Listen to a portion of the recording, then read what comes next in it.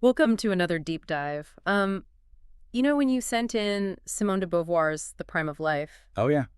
I was pretty excited to dig into this one. Really? It's not just an autobiography, it's like this window into pre-war France, Right. this love story that kind of throws out the rule book. Mhm. And it's like we're seeing the early makings of a philosopher who, changed the world. Yeah, it's incredible how she doesn't just, you know, tell her story. She really analyzes it. Right. You're there as she's like dissecting her own emotions, her relationships, and the world around her. With incredible honesty. Yeah, a sharp eye. Okay, let's unpack this a bit. Sure. Let's start with her relationship with Jean-Paul Sartre. Great. I've heard their pact was a little unconventional, to say the least. Yeah. What did that actually look like in practice? Well, imagine this. Instead of like the traditional marriage thing, Right. they made this vow to prioritize intellectual honesty and personal growth above everything else. Wow. They called it a pact of radical freedom, Radical freedom. which for them meant pursuing their individual passions while holding on to this like super deep intellectual bond. So they were basically putting their own journeys ahead of what society expected. It's That's pretty bold for the time. Oh, absolutely. And they lived it too. So how did that play out? Well, Beauvoir describes these meetings they'd have in the countryside, Okay. and they would spend hours just talking about philosophy. Really just talking. Yeah, no walks, no reading, just this intense intellectual sparring. I can't even imagine. She even says that Sartre would always come with a new theory every time they met. Wow. So he was constantly coming up with new ideas. Oh, yeah, and she would try to like pick apart his arguments and find the flaws. She was challenging him. Oh, yeah, all the time. I love that she wasn't just, passively listening. Oh, she was brilliant in her own right. So they were both really strong thinkers. Yes, and sometimes she even completely disproved his theories. Really? Yeah, and this dynamic wasn't just academic, it was the core of their relationship.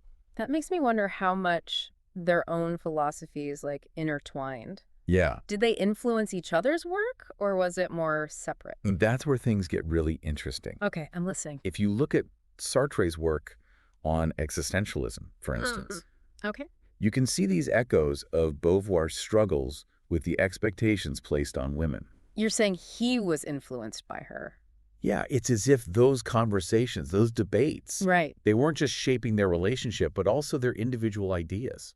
So even with this commitment to individual freedom, Right. they were still deeply influencing each other. It's a paradox, isn't it? It really is. It makes you question, was Beauvoir truly happy with their arrangement, as she claimed? Hmm. Or were there already these seeds of doubt, those frustrations with how society treated women, Yeah, pushing her toward the ideas that she would explore in the second sex? that's a great question. It is, isn't it? Okay, so we've got this, unconventional intellectual powerhouse couple, but the prime of life isn't all about Sartre. No, it's not. Beauvoir really brings to life this whole cast of characters in her world. She does. There's Camille, who she describes as both captivating and perplexing. Hmm. Was that a romantic relationship? Well, Beauvoir's relationships with women were complex, Right. and she writes about them with the same honesty she applies to everything else. Sure. She doesn't specifically label her feelings for Camille, Okay. but she does describe these intense moments of connection and this deep fascination with her personality. Fascinating. And then there's Olga, who seems to be struggling with some emotional fragility. Yes. How is that relationship different from the one with Camille? Olga was more of a mentee to Beauvoir. Okay. Beauvoir saw her potential, but also recognized her vulnerability. Mm-hmm. There's this sense of responsibility in their dynamic, with Beauvoir trying to guide Olga, Yeah. but also navigating her own complex feelings. It sounds like she was drawn to strong personalities.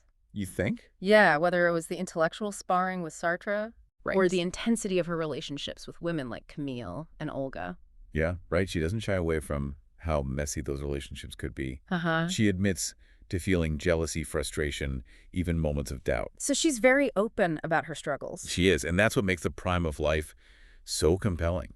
In what way? It's not like some sanitized version of her life, Right. It's a real flawed, utterly human portrait of a woman grappling with big ideas Yeah. and even bigger emotions. And let's not forget, this is all happening against the backdrop of pre-war France. Right. How does Beauvoir, who seems so invested in, personal happiness and intellectual pursuits, Uh-huh. How does she react to all the political stuff going on at the time? Well, initially, she tries to stay detached, Okay. like she's seeking comfort in her studies and her writing. Right. But as the horrors of Nazism start to spread, Ah. she can't ignore it anymore. So she's forced to confront reality. Exactly. It's such a stark contrast to her world of philosophical discussions in bohemian cafes. So even though she tried to separate her personal life from the politics, Okay. she couldn't in the end. No, she couldn't, and it becomes a turning point for her. Does she talk about that? She does. She describes becoming aware of the persecution of Jews with this mix of shock and disbelief. Wow. It's like this realization challenges her own pursuit of happiness Yeah. and forces her to confront the limits of her own worldview. It's incredible how the prime of life manages to weave together these personal stories It really is. with philosophical explorations in the historical context of the time. It's like a tapestry of a life in flux, both personally and globally. Exactly, and we've only just begun to explore that tapestry. Yeah, haven't we? We've touched on her relationships, her intellectual development, and the looming threat of war. Yeah. But there's so much more to uncover, especially about Beauvoir's journey as a writer. Right, she even mentions struggling with her early attempts at writing novels. Really? Yeah, she was dissatisfied with her early drafts. So what was it about her writing process that she found so challenging? Well, she talks about this unique rule she developed for herself, Okay, what was that? writing each chapter from the perspective of just one character, Wow. limiting herself to only what they knew and understood. That's intense. Can you imagine the discipline? That's fascinating. It seems like a technique that came out of her philosophical approach, What do you mean? understanding the world through the eyes of others. Yeah, it's like a practical application of that. It is, isn't it? It is, and makes you think. What's that? Was this something she came up with on her own? Yeah, Or was it influenced by Sartre or other writers of the time? that's a great question, and one we can dig into further as we continue our deep dive. Yes, definitely. But before we do, let's pause here for a sec Good. and give you, our listener, a moment to reflect. Sounds good. What's resonating with you the most so far? Yeah, What questions are bubbling up in your mind? you'd like to know.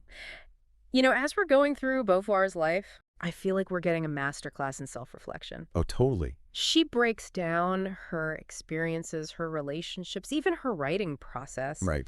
with this incredible honesty. Yeah, it's so refreshing to read an autobiography that doesn't shy away from being vulnerable. I know, it's like she's not presenting herself as some perfect intellectual, Really? but as someone who's always learning and growing. And making mistakes. Right. And speaking of learning and growing, Mm-hmm. you mentioned her unique writing rule, Oh, yeah. the one about writing each chapter from a single character's perspective. Yeah. Did she ever say why she chose that approach? She did, actually. She felt like it allowed her to really get inside the minds of her characters. Interesting. To see the world through their eyes with all their limitations. It's like a practical application of her philosophy Exactly. about empathy and understanding. Right. Instead of just telling the story from this all-knowing perspective, Yeah. she's forcing herself to experience the world through these different lenses.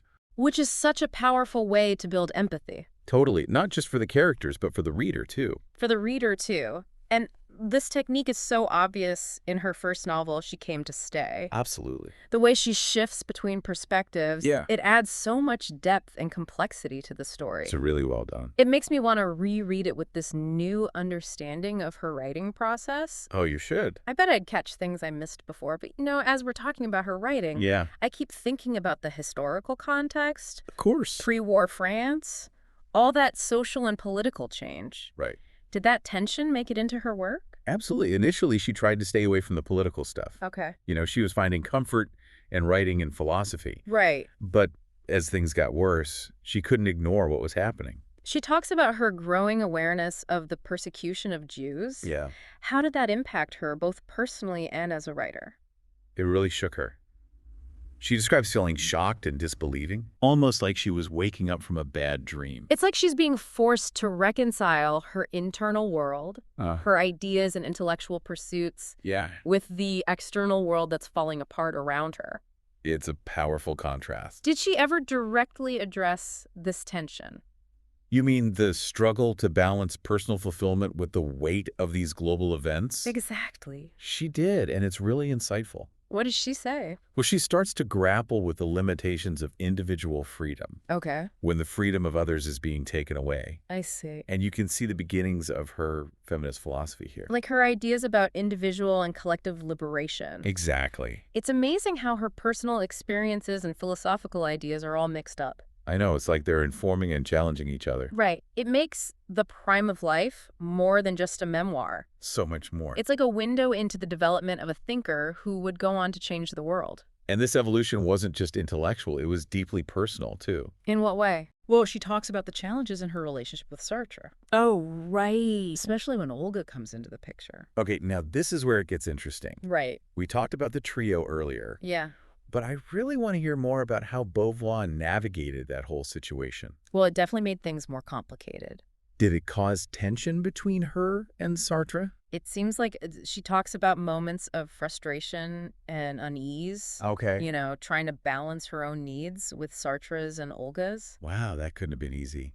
Not at all. There's this one story about a visit from Colette Audrey, Who's that? a friend of Beauvoir's. And during the visit, Sartre is acting super grumpy. Oh, no. Almost like he's trying to sabotage the whole thing. So was he jealous of Colette?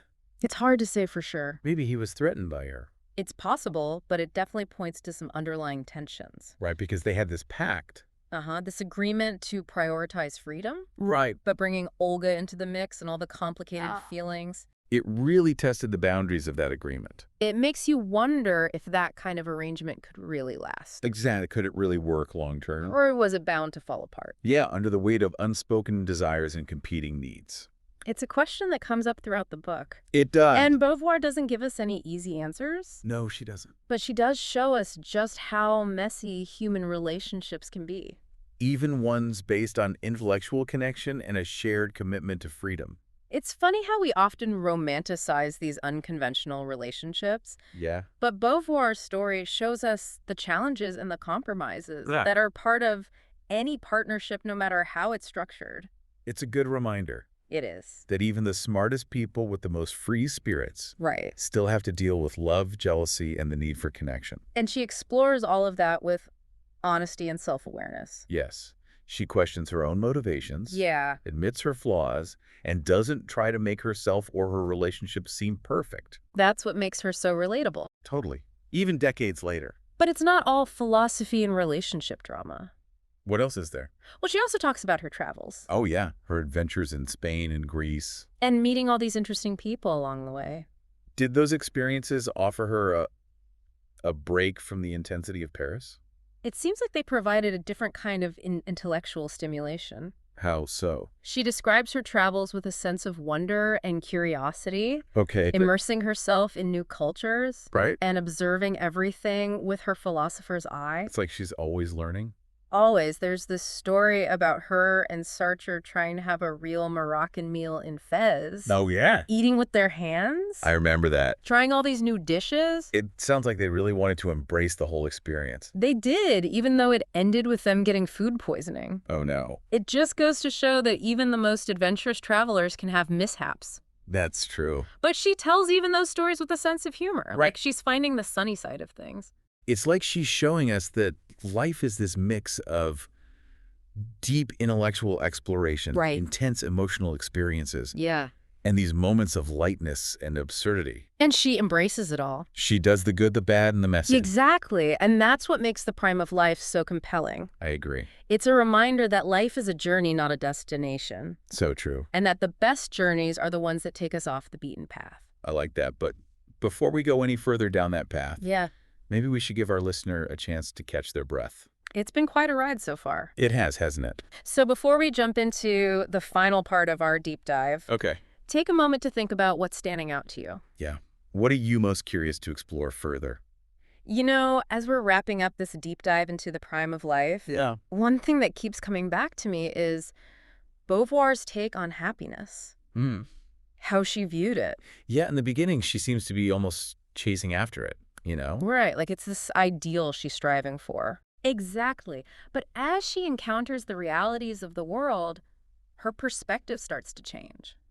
It's interesting, isn't it? It really is. It's like she starts with this young belief that happiness is a choice, Uh-huh. something you can achieve. Like a state of being. Right, but Yeah. as she faces more challenges Yeah. and sees the suffering around her, Right. that definition sort of falls It apart. becomes more complex. Yeah. What did she end up believing about happiness after going through all that?